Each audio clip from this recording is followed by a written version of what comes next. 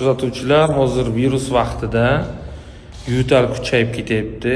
Kimdadir quruq, kimdadir ho'l yo'tallar. Shu sababli aptekalarda Nebufluzon, Nebutamol, Pulmicort, Larde degan dorilar kamayib ketdi, defitsit bo'lib. Shu sababli oldingi zamonda mana shu biz ishlagan vaqtimizda tez tibbiy yordamda boshqa joylarda yo'tal bo'lsa, laringit bo'lsa, mana shunaqa retsept qilardi. Men sizlarga ulashaman shu narsani.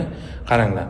100 gram natriy xlorida ichiga bitta dioksidin, bitta gidrokortizon, bitta adrenalin, bitta dimedrolni qo'shib, shu 100 gramdan 2 ml olib ingalyatorga bemalol ishlatsangiz bo'ladi. Ko'pchilik so'rabdi, buni necha vaqtdan qilsa bo'ladi deb.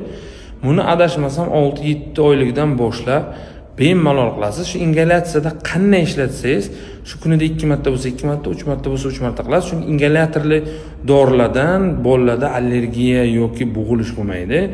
To'g'ri instruksiyasi bo'yicha ishlatsangiz, shu rastvorimiz, xudo xolasa nasib qilsa, birdan 3 kunga bormay yo'talni to'xtatadi. Ham laringitni oladi, ham yo'talni to'xtatadi.